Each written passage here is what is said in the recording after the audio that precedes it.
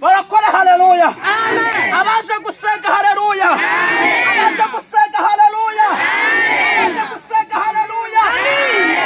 Niyo mpamvu nawe ibibazo urimo hari uwatumye ubicamo. Uwo kuwa rero afite imbaraga suka atakubona arakuruzi nukugira ngo isaha yayo nigera azaza akoresha itegeko avuga ngo ndagutegetse haguruka.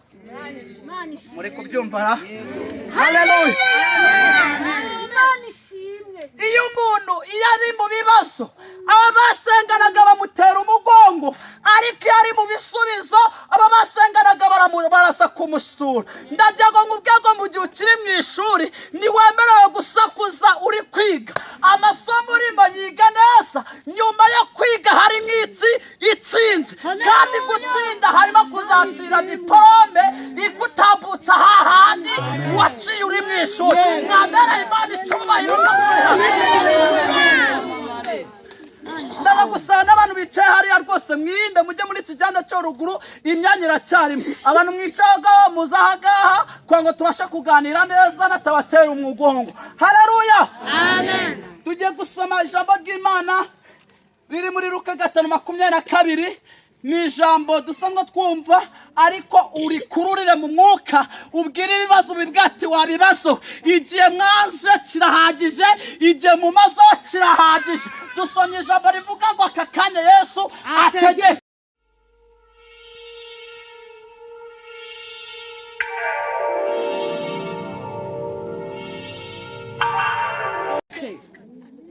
Haleluya. Amen. Yesu akoresha itegeko cyane arikoresha. Urugo rwa Yesu akoresha itegeko cyane arikoresha. Ubukene bwawe Imana ikoresha itegeko cyane irikoresha. Haleluya. Luka 5:22. Dusome mu butumwa bwiza bwa Yesu Kristo uko bwanditswe na Luka 5. Yego. Murongo wa 22. Bibiliya iravuze ngo maze Yesu amenya ibyo biburanya. Maze Yesu amenya ibyo bagira gute biburanya. Maze Yesu amenya ibyo tugira gute biburanya. Arababaza ati muriburanyiriza iki mu mitima yanyu? Aratubaza ati turiburanya iki mu mitima yacu? Icyoroshye ni ikihe? Icyoroshye ni ikihe? Ari ukuvuga nti ibyaha byawe urabibabariwe. Ari ukuvuga ni ibyaha byawe bigize gute urabibabariwe. Cyangwa ntibyuka ugende. Cyangwa ntibyuka ugira gute? Ariko mumenya yuko umwana w'umuntu, ariko mumenya ko umwana w'umuntu afite ubutware mu isi bwo kubabarira abantu ibyaha. Afite ubutware mu isi bwo kubabarira abantu ibyaha. Nuko abwira icyo kirema ati, nuko abwira icyo kirema ati, nuko abwira Diriyana ati, ndagutegetse byuka wikorera ingobyi yawe. Ndagutegetse byuka wikorera ingobyi yawe ugira gute? Barakora murahari cyane ngo muhari. Komeza. Muri ako kanya abyuka imbere yabo.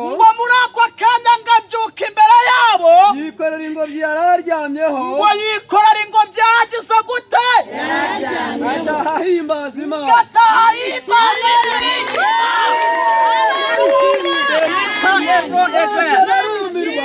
Ngo bose bagira gute? Bahimbaza Imana. Bahimbaza Imana. Baterwa n'ubwoba bati.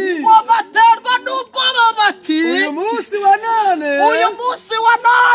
Tubonye ibidutangaza amakereza y'Imana.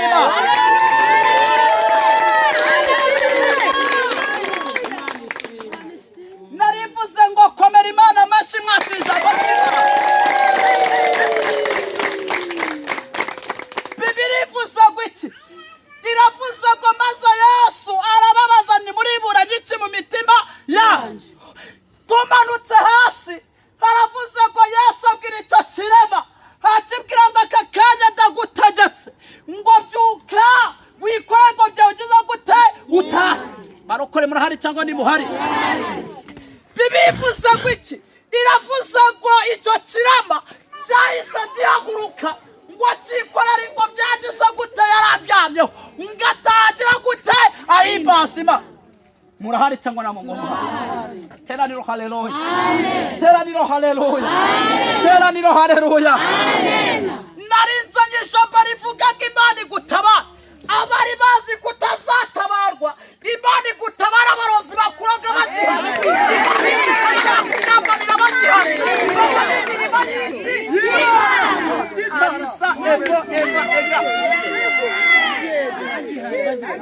iki kirema Imana yaragitabaye ngo kitagihimbaza iki Imana bari bazi ko kitazavuka aho ngaho ariko bagiye kurabona kiba kiratambuka